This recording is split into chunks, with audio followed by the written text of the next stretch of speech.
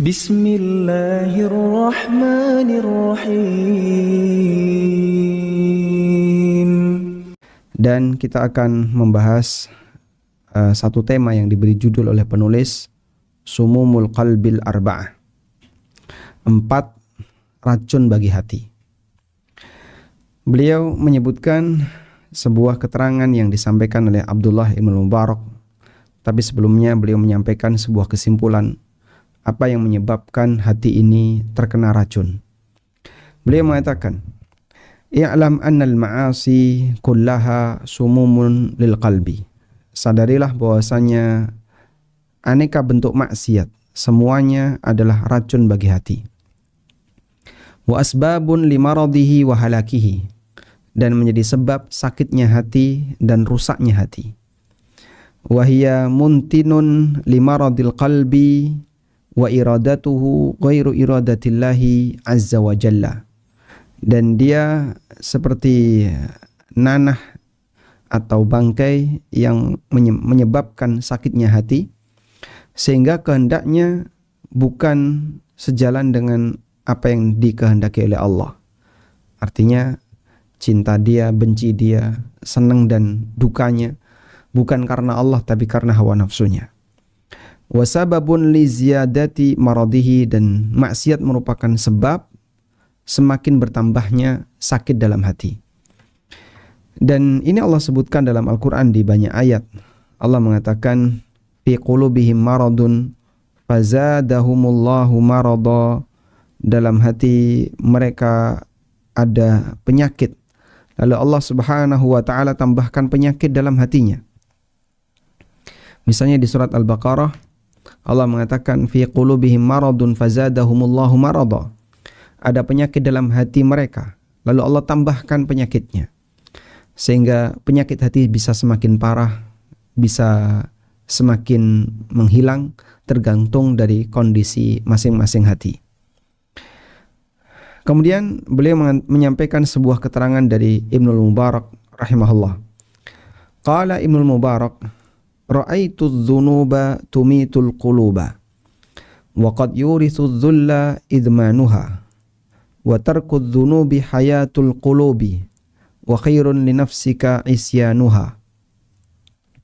Aku tahu bahwasanya dosa akan mematikan hati. Wa qad yurithu dzulla idmanuha, dan tenggelam dalam dosa. Idman, mudmin artinya pecandu. Dan pecandu dosa yurithu dzulla, akan menyebabkan kehinaan, mengantarkan kepada kehinaan. Wa tarkudz dzunubi hayatul qulub, meninggalkan dosa itu adalah sumber kehidupan bagi hati. Wa khairun li nafsika isyanuha, dan yang terbaik bagimu adalah ketika isyanuha, kau durhaka kepada keinginanmu untuk melakukan maksiat. Jangan kau turuti. Wa khairun li nafsika isyanuha, dan yang terbaik untuk dirimu adalah ketika kau tidak menuruti keinginanmu untuk berbuat maksiat. Demikian yang disampaikan oleh Ibnu Mubarak rahimahullah, wa sadaqa rahimahullah, dan benarlah apa yang disampaikan oleh Abdullah bin Mubarak. Faman arada salamata qalbihi wa hayatihi fa'alaihi bitakhlisi qalbihi min athari tilkas sumum. Maka siapa yang ingin keselamatan hatinya dan agar hatinya tetap hidup dengan baik, maka dia harus bersihkan hatinya dari pengaruh semua racun itu. Thumma bil muhafadzati alaihi bi'adami ta'ati sumumin jadidah. Kemudian dia jaga hatinya dengan tidak mengambil racun yang baru.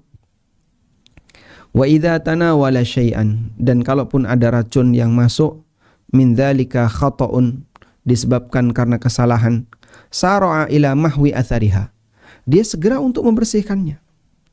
Namanya orang akan berulang untuk melakukan maksiat, tapi begitu dia melakukan maksiat, dia bersegera untuk membersihkannya bitaubati wal istighfar, dengan bertaubat dan istighfar, wal hasanatul mahiyah, dan melakukan aneka amal soleh yang bisa menghapus dosa.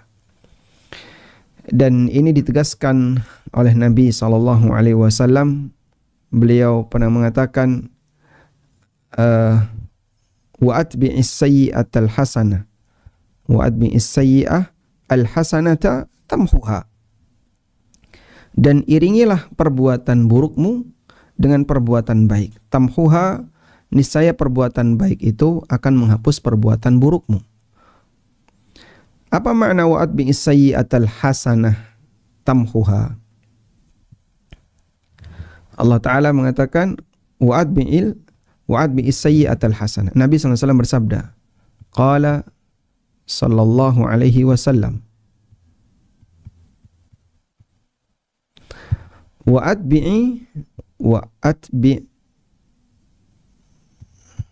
as-sayyi'ah al-hasanah tamhuha. Iringilah perbuatan buruk dengan perbuatan baik. Yang dimaksud mengiringi perbuatan buruk dengan perbuatan baik. Perbuatan baik di situ ada dua makna. Makna yang pertama adalah taubat.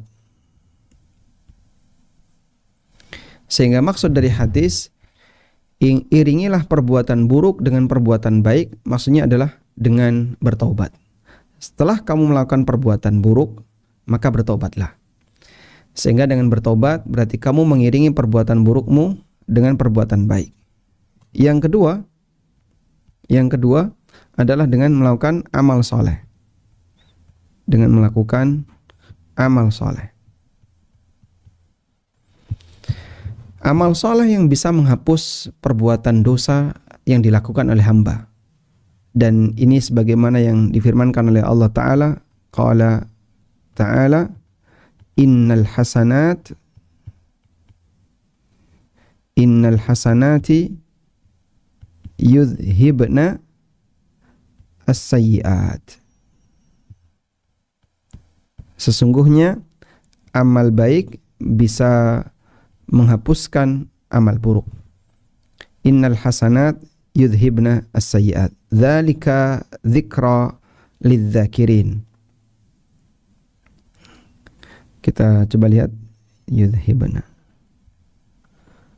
Ini sebagaimana yang Allah sebutkan di surat Hud ayat 114. Innal hasanati yudhibna as-sayyi'at dzalika dzikra lidzakirin. Ada di surat Hud ayat 114. Baik. Selanjutnya, wa nuqsidu bis-sumumil arba'ah, dan yang kami maksud dengan 4 racun itu, apa sih yang menyebabkan 4 racun yang itu membuat hati manusia jadi semakin sakit? Yang pertama adalah fudulul kalam, terlalu banyak bicara yang nggak perlu. Sehingga orang yang sering bicara, ngomong yang nggak perlu, cerita sesuatu yang nggak perlu, itu bisa menyebabkan kerasnya hati. Yang kedua, fudulun nadhar, melihat yang nggak perlu. Matanya jelalatan, melihat apapun yang dilihat, yang ingin dilihat, melihat apapun yang mengundang dia untuk melihat. Semua ini bisa menyebabkan hatinya jadi sakit. Yang ketiga, fudulut ta'am, makan yang terlalu berlebihan. Kebanyakan makan. Apapun yang diinginkan selalu ingin dimakan. Kemudian yang keempat, fudulul mukhalatah, terlalu sering bergaul. Terlalu banyak bergaul sehingga dia selalu merasa kesepian kalau sendirian. Dan pingin dalam hidupnya selalu ada temennya, kumpul sini, kumpul situ. Habis kajian, gak langsung pulang. Acara kemana? Makan-makan. Selesai makan-makan, besok janjian lagi. Gantian makan-makan di mana? Muter terus seperti itu. Dan orang kalau sudah kumpul, lalu ada makanan, dia ngumpulin 2. Ngumpulin lemak sama ngumpulin dosa. Sehingga dengan sebab itu, dia akan membuat hatinya semakin sakit. Wahia ashharu hadhis sumum intisharan, dan ini yang paling banyak tersebar di masyarakat. wa asyadduha ta'thiran fi hayatil qalbi, dan yang paling memberikan pengaruh terhadap kehidupan hati. Baik. Sekarang coba kita lihat berkaitan dengan masalah fudulul kalam. 4 racun bagi hati.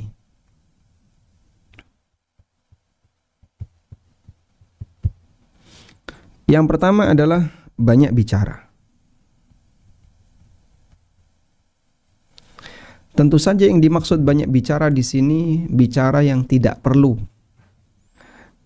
dan sebatas ngobrol untuk urusan dunia sehingga menyebabkan dia rentan berbuat salah, rentan melakukan kesalahan ketika dia bicara. Kita menyampaikan berita, ada peluang berita yang kita sampaikan itu meleset. Meleset dalam arti gimana, Pak? Salah. Sehingga kita menyampaikan berita ternyata ditambah-tambahi atau dikurang-kurangi, maka ada sisi dustanya di sana. Atau kita ngobrol masalah apa, membicarakan yang lain, rentan dengan yang namanya ghibah dan seterusnya. Ada banyak sekali kesalahan yang terjadi karena banyak bicara. Kita bisa tulis misalnya potensi maksiat karena banyak bicara.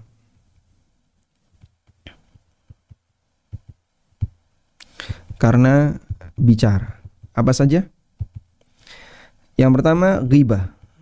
Udah, kalau orang lagi banyak bicara, ngomong ngalor ngidul, membicarakan orang lain, pasti kena potensi ghibah. Yang kedua apa? Yang kedua, dusta. Dia menyampaikan tidak sesuai realita. Menyampaikan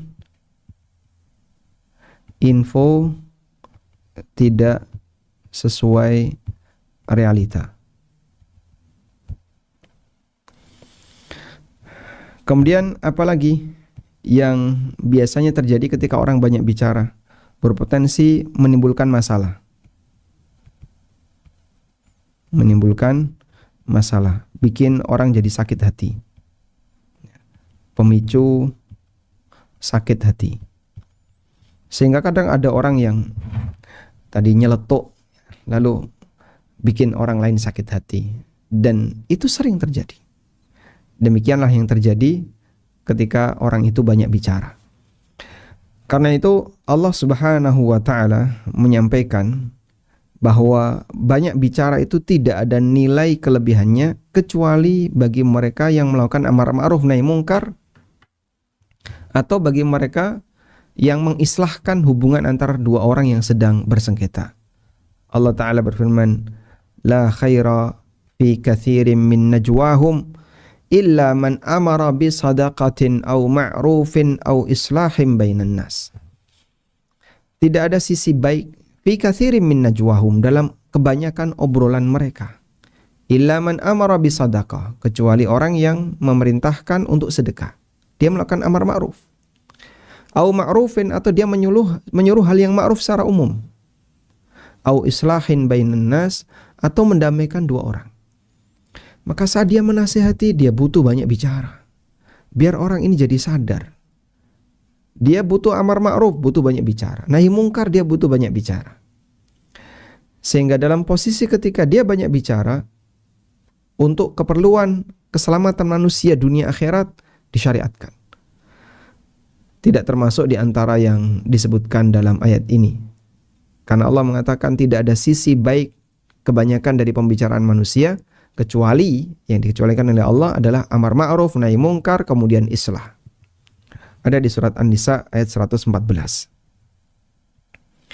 Baik, kemudian kita coba tulis di sini bicara terpuji. Anda bisa lihat di Quran surat An-Nisa ayat 114. Isinya apa itu? Amar ma'ruf, nahi mungkar, kemudian amar ma'ruf, nahi mungkar, kemudian hal yang lain. Islah, mendamaikan sengketa. Sehingga orang memberi solusi ketika ada orang yang bersengketa, ini termasuk di antara bentuk bicara yang terpuji. Kemudian ada juga bentuk bicara yang terpuji yang disebutkan oleh Allah dalam Al-Quran. Allah Ta'ala mengatakan, wa man ahsanu qawlan mimman da'a ilallah. Siapakah orang yang lebih baik ucapannya? Ahsanu qawlan. Siapakah yang lebih baik ucapannya? Melebihi orang yang da'a ilallah, mengajak orang lain untuk kembali kepada Allah. Di surat Fussilat ayat 33. Quran surat Fussilat ayat 33. Di situ Allah memberikan pujian untuk orang yang berbicara terpuji, yaitu berdakwah, mengajak kembali kepada Allah. Bicara semacam ini dipuji oleh Allah Subhanahu wa taala. Saya tidak membahas tentang zikir karena zikir jelas ya. Nanti kalau zikir ya turunannya banyak baca Quran, baca kalimat-kalimat thayyibah. Tapi yang sedang kita bahas adalah pembicaraan umum yang terjadi di antara manusia, menyampaikan sesuatu kepada orang lain bukan dalam bentuk zikir kalimat-kalimat thayyibah atau baca Quran, tapi dalam bentuk obrolan. Seperti ini yang dipuji oleh Allah Subhanahu wa taala dalam Al-Quran. Sehingga kalau kita ingin banyak bicara, maka fokuskan di bagian ini. Sehingga di luar kegiatan dakwah, di luar kegiatan amar ma'ruf nahi mungkar, dia lebih banyak diam. Tapi ketika sudah berurusan dengan amar ma'ruf nahi mungkar, dia yang angkat bicara. Insya Allah orang semacam ini lebih terjaga lisannya. Sehingga Anda bisa menghitung ya, kira-kira yang keluar dari mulut kita ini lebih banyak yang mana? Lebih banyak bicara terpuji ataukah sebaliknya bicara yang tercela? Kalau ini kita nggak bisa, Pak, amar ma'ruf nahi mungkar, islah ketika ada orang sengketa, saya nggak punya kapasitas di situ. Berdakwah kepada Allah, saya tidak punya kapasitas di situ. Baik, jika demikian Anda perlu banyak belajar diam. Maka bagi mereka yang belum punya kapasitas, bagi yang belum punya kapasitas, apa yang harus dilakukan? Banyak belajar untuk diam. Ada sebuah nasihat yang pernah disampaikan oleh seorang ulama. Beliau mengatakan, ta'allamus sumt kama tata'allamuna al-kalam. Abu Darda radhiyallahu anhu mengatakan, ta'allamus sumta kama ta'allamuna al-kalam. Ya, ada pesan dari Abu Darda. Abu Darda pernah mengatakan, ta'allamu as-sumt. Belajarlah untuk diam. Kama tata'allamun al-kalam. Sebagaimana kau belajar untuk bicara. Belajarlah untuk diam sebagaimana kau belajar bicara. Karena ketika orang itu lebih banyak diam, ya, minimal dia selamat. Tapi kalau dia banyak bicara, keplesetnya banyak. Dan keplesetnya tadi ya, bisa ghibah, bisa dusta, bisa nyeplos, ya, kayak nyeplos lombok, jadi pedes. Sehingga membuat orang lain sakit hati. Taib. Karena itu banyak bicara akan membuat hati jadi semakin ya sakit disebabkan potensi-potensi dosa yang terjadi di sana. Kemudian kita diajarkan pada prinsip untuk menyadari. Sadari bahwa semua yang diucapkan manusia, semua yang diucapkan manusia akan terjadi apa? Dicatat malaikat.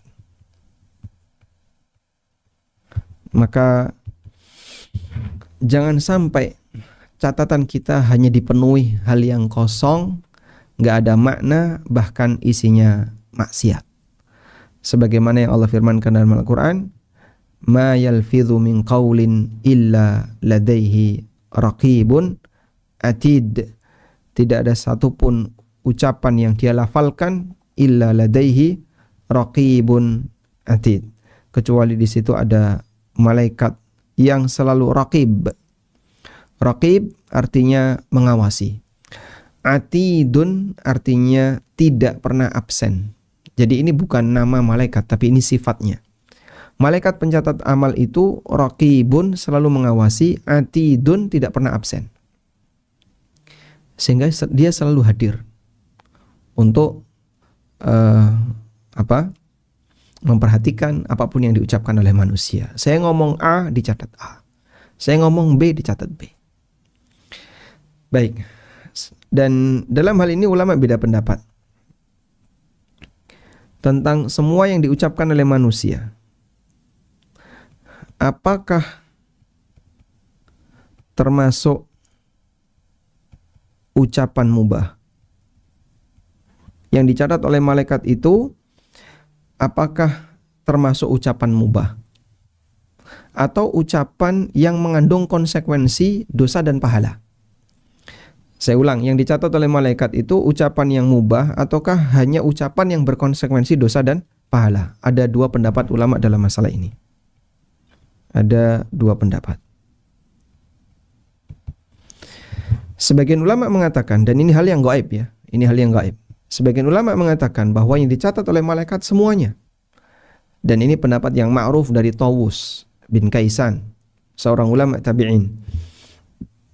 Maka ketika seorang mengucapkan kalimat walaupun di situ tidak ada konsekuensi dosa dan pahala, seperti cuman ngomong A, B, C, itu kan nggak ada konsekuensi dosa dan pahala. Anda bicara dengan orang lain, saya minta makan, saya mau makan, saya mau minum, saya mau tidur.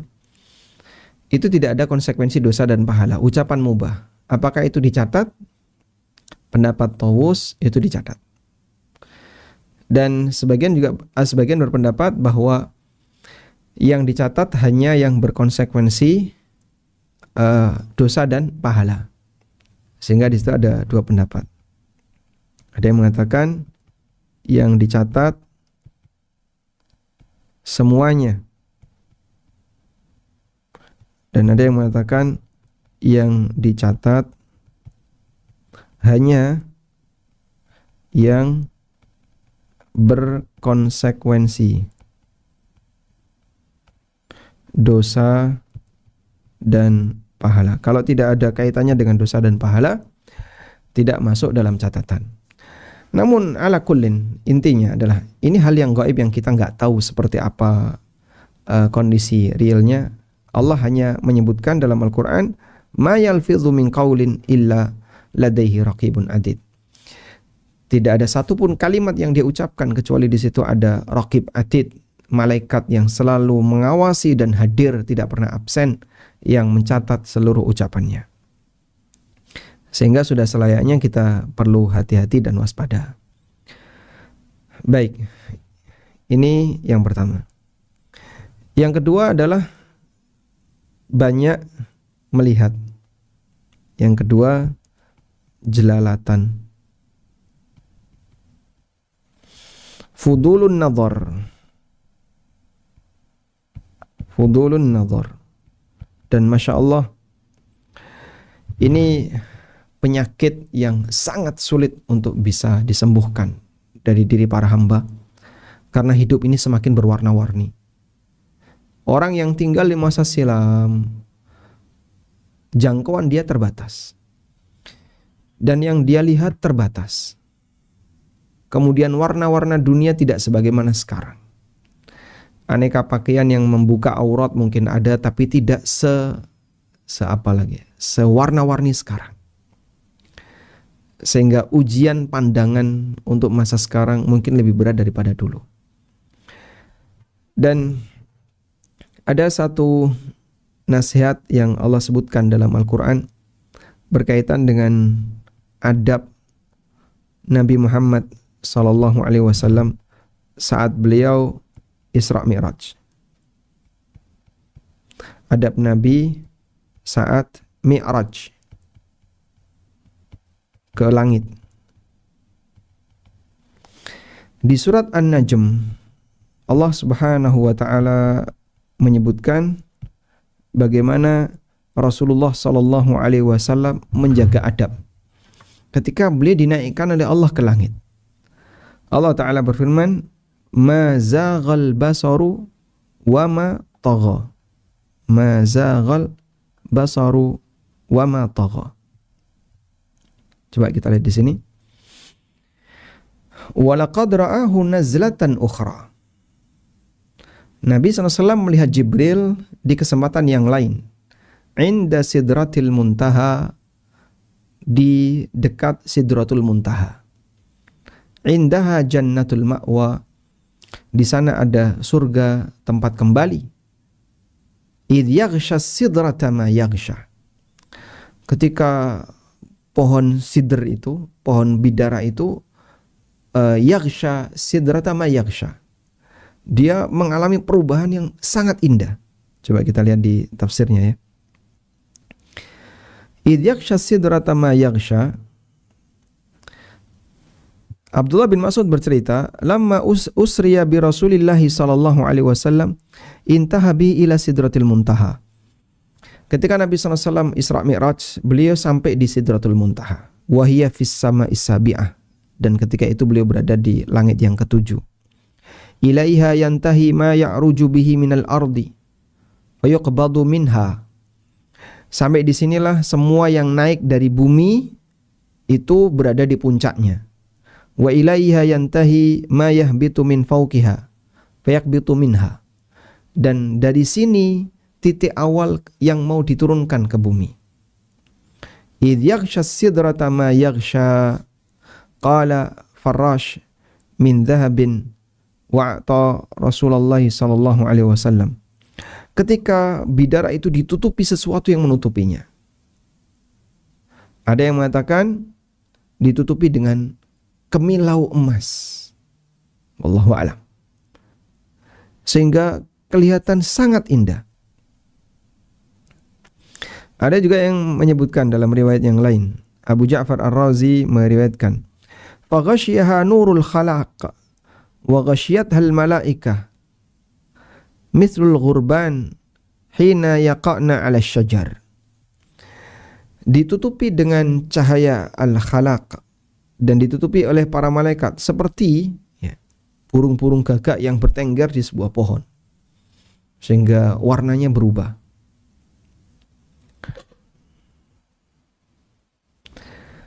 Dalam keterangan Mujahid, kana aghsanu sidrah lu'lu' wa yakutan wa zabrajad. Ranting-rantingnya pohon bidara itu adalah lu'lu', permata dan yakut serta bebatuan yang indah. Wallahu a'lam. Jadi ini gambaran yang diberikan oleh Rasulullah SAW dalam beberapa riwayat yang dikumpulkan oleh Ibnu Katsir berkaitan dengan seperti apa ketika sidr ini mengalami perubahan warna. Dilihat oleh Nabi SAW, idh yaghsha sidrata ma yaghsha, pohon itu diliputi dengan kemilau warna yang luar biasa, sehingga menampakkan keindahan yang luar biasa. Lalu Allah katakan, ma zaghal basaru wa ma tagha. Ma zaghal basaru wa ma tagha. Nabi SAW tidak zaghal basar, matanya tidak jelalatan.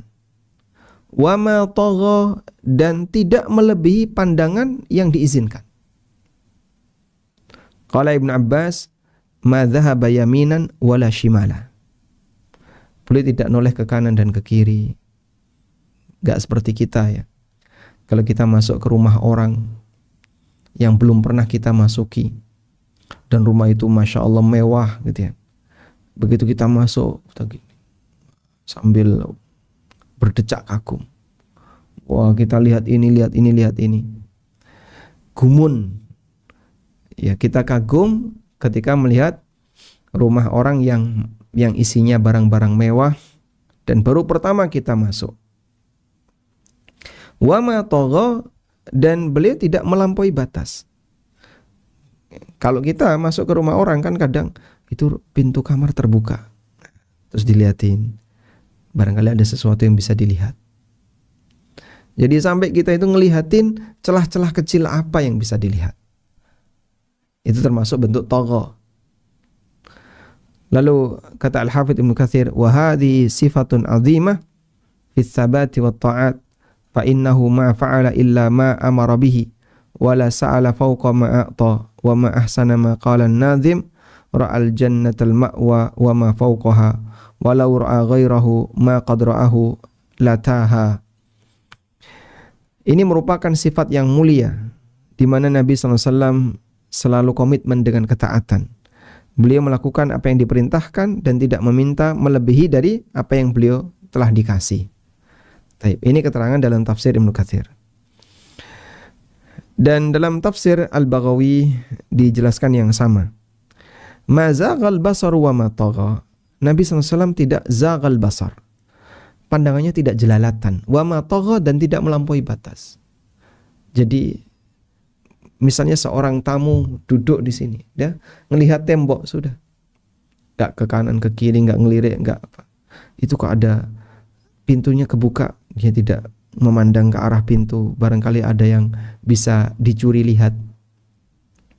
Ma mala basarun Nabi sallallahu alaihi wasallam yaminan wala shimalan wa ma tagha. Pandangan Nabi sallallahu alaihi wasallam tidak tengok kanan kiri dan tidak melebihi batas. Ai ma jawaza ma ra'a, tidak melebihi dari apa yang beliau lihat. Sebagai bentuk adab ketika Rasulullah sallallahu alaihi wasallam berada di tempat yang paling mulia yang bisa dijangkau oleh manusia, itulah Sidratul Muntaha. Tidak bisa dibandingkan dengan keindahan apapun yang ada di muka bumi ini. Sehingga kalau kita berada di sebuah tempat dan kita menganggap itu hal yang indah, asing, maka kita akan jelalatan, tengok kanan, tengok kiri. Nabi SAW tidak demikian. Taib. Selanjutnya, dan ini tadi ada di surat An-Najm ayat 17. Surat An-Najm ayat 17, di mana Nabi SAW tidak jelalatan. Nabi SAW, beliau yang pertama tidak jelalatan. Yang kedua, tidak melebihi batas pandang. Nah, dan ini merupakan adab yang beliau lakukan ketika beliau menghadap Allah Subhanahu wa taala. Kemudian di sana ada kasus yang Allah sebut sebagai mata pengkhianat. Mata pengkhianat. Allah Ta'ala mengatakan, Ya'lamu kha'inatal a'yun wa ma tukhfis sudur. Ya'lamu kha'inatal a'yun. Dia mengetahui mata pengkhianat. Wa ma tukhfis sudur, dan apa yang tersimpan dalam hati. Kayak apa sih Pak mata pengkhianat itu? Kayak mata pengkhianat itu Pak. Al-Hafidz Ibnu Katsir rahimahullah ta'ala menyebutkan keterangan Ibnu Abbas tentang mata pengkhianat. Qala Ibnu Abbas radhiyallahu anhu mengatakan, Ya'lamu kha'inatal a'yun. Allah mengetahui mata pengkhianat. Wa huwa rajulu yadkhulu ala ahli baitahum. Ada orang yang dipersilahkan masuk ke rumah orang lain. Wa fihimul mar'a al-hasana. Di dalam rumah itu ada wanita cantik. Au tamurru bihi wa bihim al-mar'ah al-hasana. Atau ketika ada orang lewat, kemudian ketemu dengan beberapa orang yang di situ ada wanita cantik.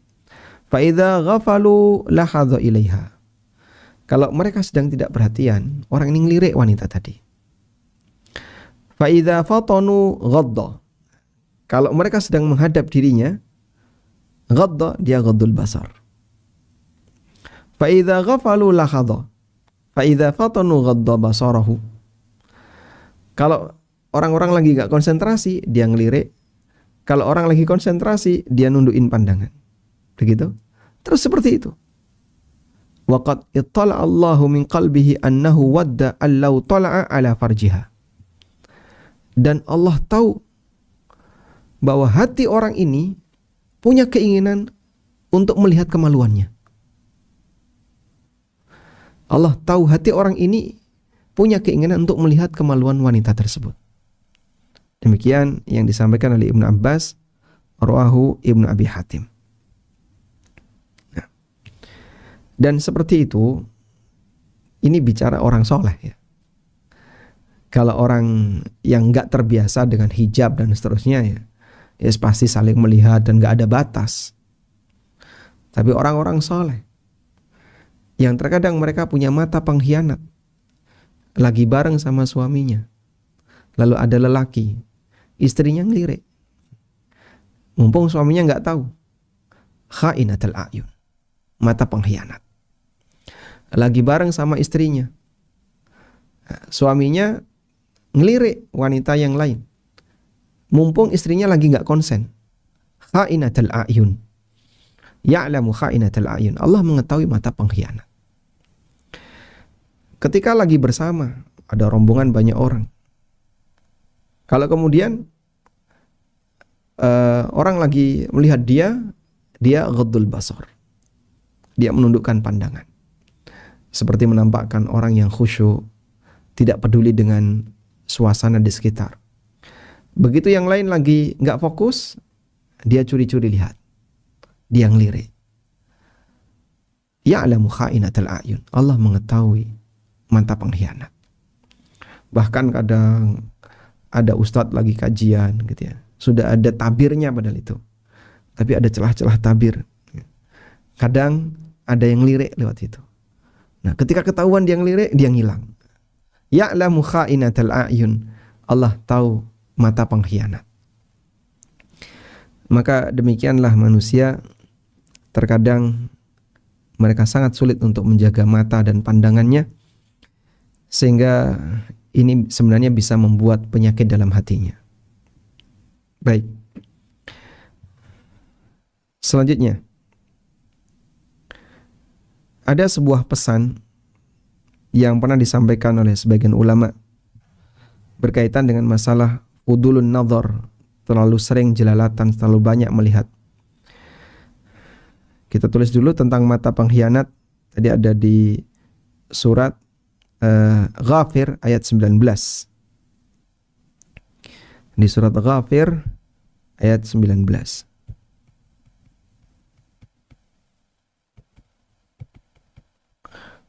Dan tadi sudah kita sampaikan tentang seperti apa kondisi mata pengkhianat sebagaimana yang dijelaskan oleh Ibnu Abbas. Ada keterangan dari Ibnu Abbas. Yang dimaksud di situ adalah ngelirik wanita cantik. Saat apa? Saat tidak dilihat orang. Dia ngelirik wanita cantik saat tidak dilihat orang.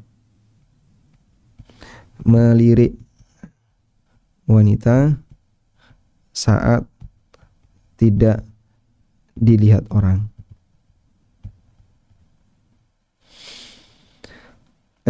Dan ketika dilihat orang,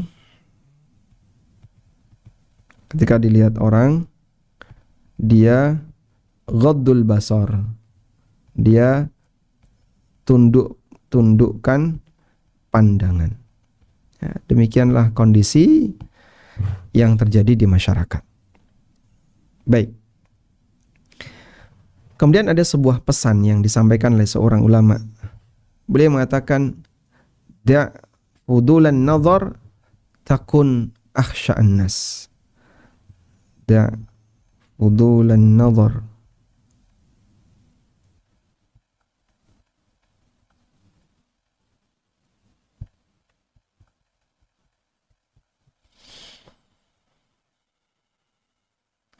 Tinggalkan terlalu sering melihat jelalatan, maka kau akan menjadi orang yang paling khusyuk. Perkataan siapa ini? Man taraka fudulan nadhar. Kalimatnya gimana? Siapa yang dia meninggalkan kondisi sering jelalatan, maka dia akan menjadi manusia yang paling khusyuk.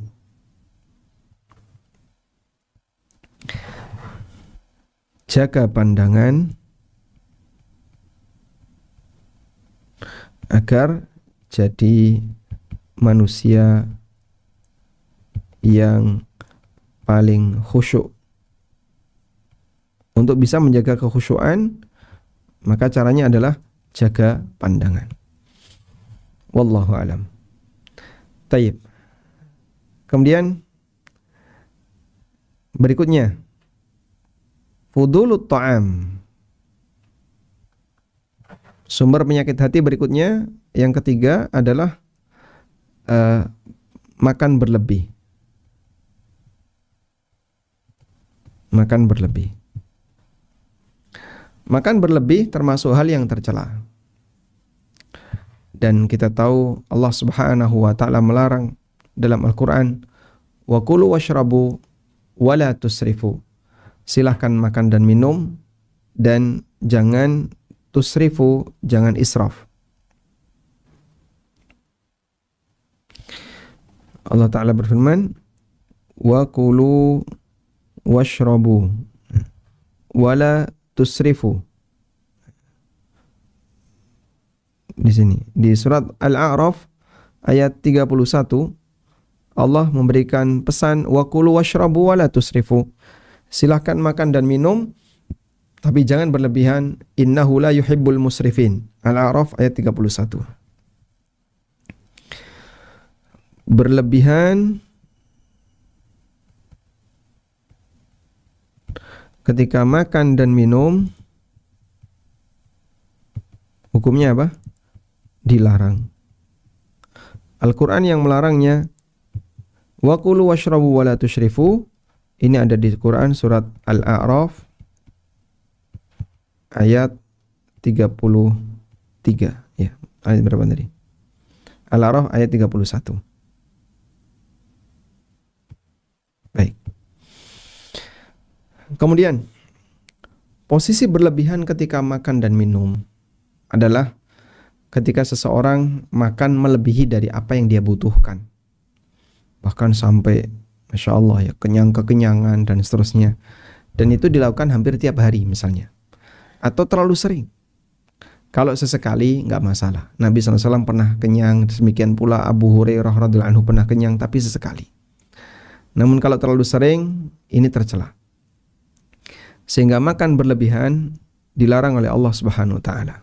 Selanjutnya, di antara hal yang perlu diperhatikan berkaitan dengan masalah makanan. Ini beberapa prinsip ya tentang masalah kuliner. Jangan sampai kuliner menghabiskan waktu. Jangan menghabiskan waktu. Hanya untuk urusan makan, dia butuh waktu 1 jam. Sekali makan. Bahkan mungkin lebih. Ini hal yang sia-sia. Para ulama di masa silam kalau makan paling cepat. Sehingga mereka kalau makan, diremuk itu rotinya. Sebelum dimakan diremuk dulu, dikasih air, biar gampang dikunyah. Udah, makan selesai. Makan, perut terisi, selesai. Sehingga jangan sampai menghabiskan waktu. Demikian pula praktek yang terjadi ketika orang itu makan, maka makan dengan tidak terlalu menguras tenaga, membutuhkan banyak waktu, masak terlalu sibuk sampai menghabiskan banyak waktu. Maka praktek yang dilakukan oleh sebagian orang, ngejar kulineran ya. Ayo kita makan di sana macet ya.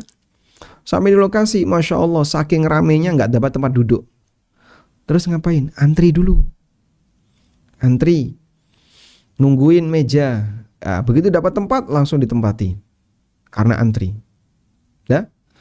Kemudian habis itu dia makan sambil ngobrol. Lama sekali. Pesen ini dulu, pesen lama sekali. Masya Allah. Ini ngapain? Sekali makan antrinya panjang. Makanya saya paling nggak suka kalau warung diajak panitia misalnya. Kalau sendiri kan malas sudah. Diajak panitia, mampir di warung ini. Rame, pindah pokoknya. Pokoknya kalau rame, wajib pindah. Karena paling nggak suka tempat makan yang rame. Tidak bisa menikmati dan akan buang-buang waktu. Ngantri dulu, apalagi ngantri dulu. Cari tempat makan yang tidak rame, ya. Kemudian tujuannya adalah agar tidak menghabiskan waktu. Lalu yang kedua, jangan bangga dengan makanan. Karena bangga dengan makanan termasuk bangga dengan urusan dunia. Dan itu tercela. Allah Subhanahu wa taala mengatakan wa farihu bil hayatid dunya. Wa mal hayatud dunya illa mata. Mereka terlalu bangga dengan kehidupan dunia. Sementara kehidupan dunia hanya kenikmatan sementara. Bentuk bangga dengan makanan adalah ya sebagaimana contoh yang sering kita lihat, difoto, di-share, difoto, di-share. Sehingga dia bangga dengan makanan itu, lalu dia foto, lalu dia share. Ini bahaya. Ketika dia mendapatkan makanan yang sederhana, tidak pernah difoto. Kalau makanannya mewah, difoto, terus di-share. Demikianlah contoh orang yang terlalu bangga dengan makanan. Dan bangga dengan makanan ini sama dengan bangga dengan dunia. Bangga dengan urusan dunia. Dan kita tahu bangga terhadap urusan dunia hukumnya tercela. Baik. Kemudian prinsip berikutnya adalah jaga adab. Dan tidak menampakkan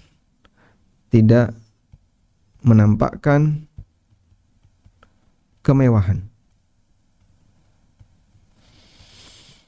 Nabi SAW ketika makan, beliau makan itu seperti gaya budak. Dan beliau sendiri yang menyampaikan itu. Rasulullah SAW ketika beliau makan, maka cara beliau makan itu seperti gayanya budak. Coba kita lihat di sini.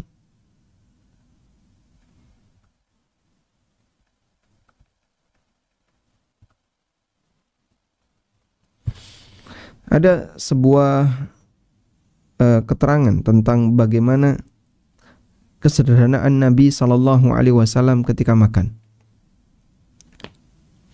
Kata Anas bin Malik, "Ma'alimtun Nabiyya sallallahu alaihi wasallam ala sukrujah qat." Aku belum pernah melihat Nabi sallallahu alaihi wasallam makan dengan menggunakan sukrujah. Apa sih sukrujah? Coba kita lihat di sini. Wahiyya sihafun au atbaqun tudau fiha al-mukhallalat wal musyahhiyat walam yukhbas lahun Nabi sallallahu alaihi wasallam dzalikal khubz ar-raqiq al-fakhir. Yang dimaksud dengan sukrujah adalah nampan atau meja yang dipakai untuk makan. Jadi Anda bisa lihat seperti meja anak TPA atau meja orang yang belajar, ada meja kecil. Nabi SAW nggak pernah makan pakai seperti itu. Apalagi di atas meja seperti ini. Beliau makan di bawah, bukan di atas meja. Wala khubizalahu muraqqaqun qat.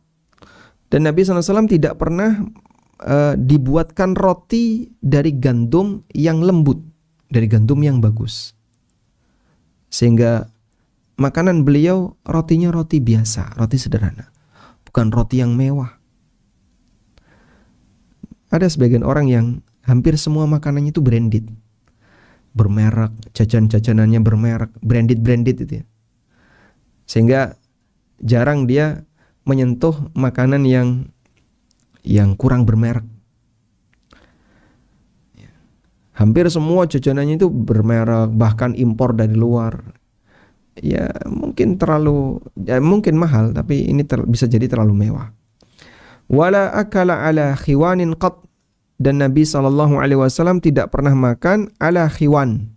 Coba kita lihat di sini makna khiwan. Rasulullah SAW tidak pernah makan dengan menggunakan khiwan. ay ala ma'idatin min tilkal mawad al-murtafi'ah 'alal ard, di mana beliau makan di atas hidangan yang tinggi dari tanah, allati ya'kulu 'alaiha al-udhama wal mutrafun, yang biasanya dimakan oleh para raja. Sehingga Nabi SAW nggak suka model meja makan seperti para raja yang panjang, kemudian kursinya gede, terus ada banyak hidangan makanan di situ. Kata Anas, Rasulullah SAW nggak pernah makan seperti itu. Wal aklu 'alaiha lam yazal min da'bil mutrafin wa wad'il jabbarin. Dan makan dengan model seperti ini, hidangan yang lebar, luas, panjang ya. Kemudian ada banyak meja-meja, ada banyak kursi-kursi besar. Ini merupakan kebiasaan orang-orang sombong dan para raja yang sombong.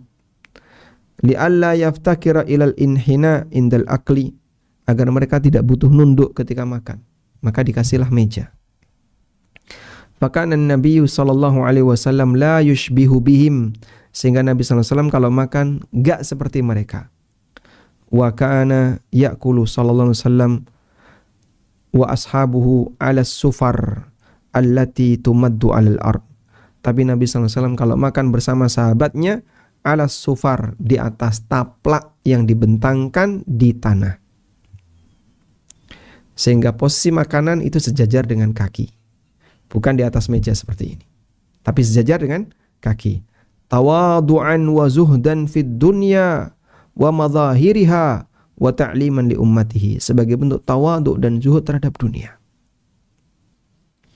Sampai Aisyah itu pernah mengusulkan, ya Rasulullah, bagaimana kalau kami siapkan meja biar Anda bisa makan di atas meja, makanannya biar ditaruh di meja. La ya bintas Siddiq, innama akulu kama ya'kulul abd. Gayaku makan tuh sebagaimana cara budak ketika makan. Maka beliau duduk bersimpuh. Anda lihat orang yang duduk tawarruk, duduk iftirash ketika sholat. Duduk di antara dua sujud ketika sholat, duduk iftirash. Tapi kakinya ditumpuk. Kakinya ditumpuk, diduduki. Ya. Sehingga lututnya ditekuk, kakinya ditumpuk, diduduki. Lalu Nabi SAW duduk seperti itu, dan beliau makan dalam posisi seperti itu, di bawah makanan itu. Makanan ada di alas ya, dan dimakan bareng-bareng dengan para sahabat. Beliau makan sebagaimana orang rakyat jelata yang makan. Maka Rasulullah SAW ketika makan itu tidak menampakkan kemewahan. Sehingga kalaupun kita, ya ini mungkin beda dengan tradisi di masa sekarang ya. Rata-rata kan kita punya meja-meja makan. Kalaupun kita punya meja makan ya, jangan terlalu mewah. Jadi yang kursi gede, yang belakangnya ini tinggi, besar gitu kan. Kemudian mejanya panjang. Kalau bisa nggak seperti itu. Buat yang sederhana saja, sebagai bentuk tawadhu ketika kita makan. Jadi makan dengan posisi tawadhu. Dan di antara adab yang lain adalah Nabi SAW tidak pernah mencela makanan, kemudian membaca doa menggunakan tangan kanan dan seterusnya, sebagaimana yang sering kita baca dalam penjelasan tentang adab makan. Selanjutnya yang keempat, jangan turuti setiap keinginan. Jangan turuti setiap keinginan. Diri kita jangan terlalu dimanja. Jangan jadi orang yang kita memanjakan diri kita sendiri. Sebagaimana kita tidak ingin memanjakan anak kita. Kita punya anak, setiap pengen apa dituruti, pengen apa dituruti. Terlalu memanjakan anak, bahaya. Maka kita juga jangan memanjakan diri kita. Sehingga pengen makan ini dituruti, pengen makan ini dituruti. Nggak kayak gitu ya. Coba kita lihat di sini ya. Ini ada satu pesan yang pernah disampaikan oleh Umar bin Khattab radhiyallahu anhu.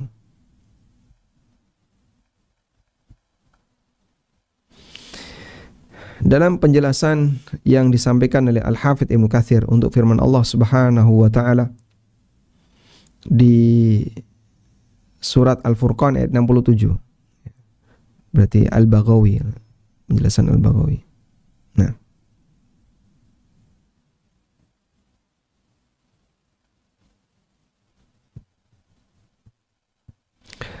Umar pernah mengatakan, qala Umar bin Khattab, dalam penjelasan Al-Baghawi untuk surat Al-Furqan ayat 67. Ada sebuah kutipan perkataan Umar bin Khattab radhiyallahu anhu. Kafa sarafan alla yashtahiya ar-rajulu syai'an illa ishtarahu fa'akala. Cukuplah seseorang itu dianggap telah berlebihan. Saraf, telah melakukan tindakan yang berlebihan. Ketika setiap kali dia pingin sesuatu, pasti dituruti. Saya pengen makan ini, dibelikan. Pengen makan ini, beli. Pengen makan ini, beli. Ya memang dia punya duit. Dia bisa mewujudkan apapun yang dia inginkan. Tapi setiap kali dia pingin, langsung kejar ke sana. Pengen apa lagi, kejar ke sana. Pengen apa, Pak? Pengen sate kelatak, langsung berangkat. Ya, Pak Pong. Pengen apa lagi? Pengen sate ini, langsung berangkat lagi. Itu kata Umar bin Khattab, orang semacam ini cukup disebut sebagai orang yang telah berlebihan. Baik. Ini kita kopikan keterangan yang disampaikan oleh Amirul Mukminin Umar bin Khattab radhiyallahu anhu.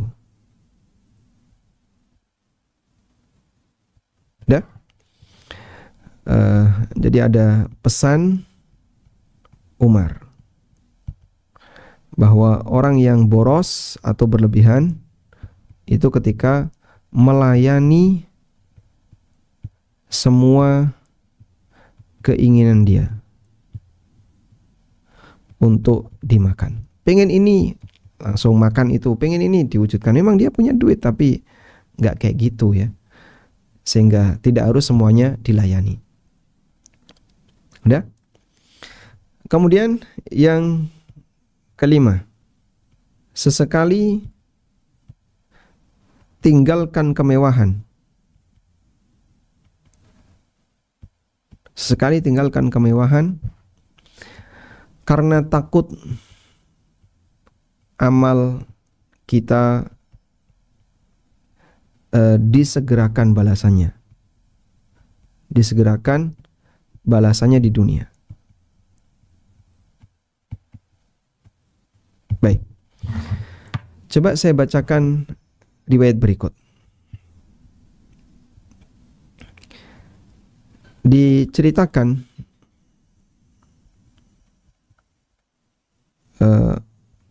dalam sebuah peristiwa tentang bagaimana Abdurrahman bin Auf menangis saat beliau mau berbuka puasa. Diceritakan oleh Ibrahim putranya Abdurrahman bin Auf, bahwa Abdurrahman bin Auf radhiyallahu anhu dihidangkan makanan kepada beliau wa kana shaiman, dan ketika itu beliau puasa menjelang berbuka. Sudah mendekati waktu berbuka, makanan sudah dihidangkan. Faqala, lalu Abdurrahman bin Auf mengatakan, qutila Mus'ab bin Umair wa huwa khairum minni. Mus'ab bin Umair terbunuh dalam peristiwa perang Uhud dan beliau lebih baik daripada aku. Kuffina fi burdatin, beliau diberi kafan dengan selembar kain. In ghuttiya ra'suhu, ketika ditutupi kepalanya, badat rijlah, maka nampak kakinya. Wa in ghuttiya rijlahu bada ra'suhu, ketika ditutupi kaki, kepalanya kelihatan. Betapa miskinnya Mus'ab ketika itu. Saat Mus'ab itu mati, beliau dalam kondisi sangat miskin. Lalu beliau mengatakan, "Tsumma busita lana minad dunya ma busit." Kemudian dibentangkan dunia untuk kita sebagaimana saat ini. Dalam riwayat yang lain, "U'tina minad dunya ma u'tina." Kita diberi dunia sebagaimana saat ini. Wa qad khashina, dan aku takut, an takuna hasanatuhna ujjilat lana. Jangan-jangan kebaikan kita, pahala ibadah kita telah dibalas oleh Allah di dunia. Tsumma ja'ala yabki hatta tarakat ta'am. Lalu beliau nangis, kemudian beliau tinggalkan makanan. Masya Allah, gak jadi makan. Sehingga Beda dengan kita ya. Kalau ada makanan yang mewah, enak, serba yang kita suka, wah langsung semangat. Serbu. Dan dengan bangganya kita makan itu tanpa ada perasaan beban dosa. Bukan beban dosa ya. Tanpa ada perasaan amal kita hilang. Sahabat ada perasaan seperti itu. Kadang kita kalau ke warung Padang, terus panitia minta dihidang pak, dihidang. Masya Allah.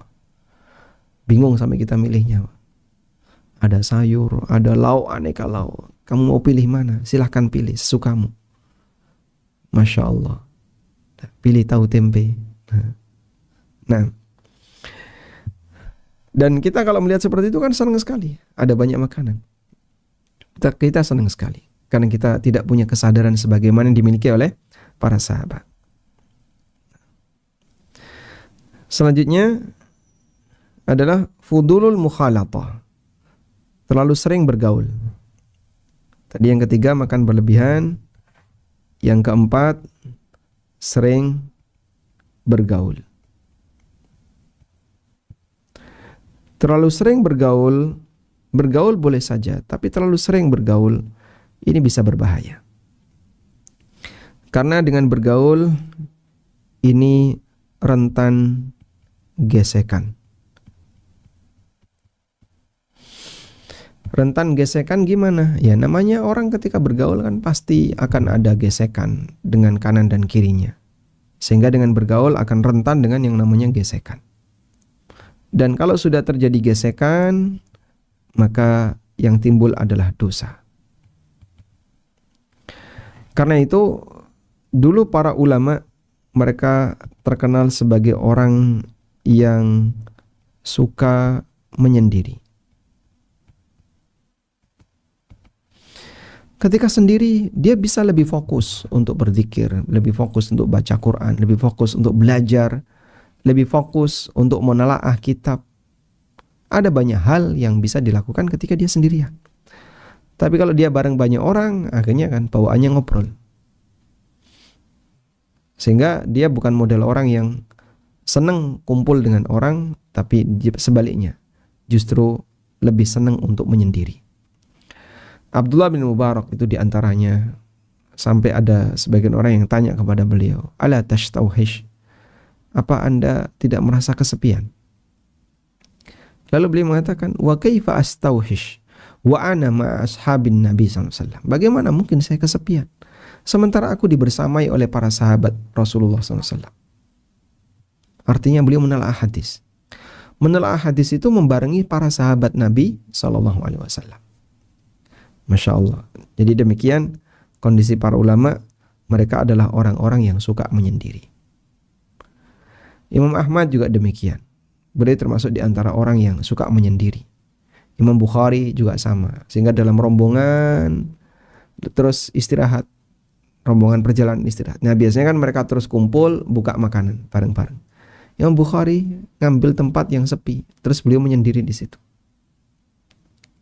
Sehingga dengan menyendiri maka orang akan lebih bisa untuk belajar, lebih bisa berzikir, lebih bisa fokus bermunajat.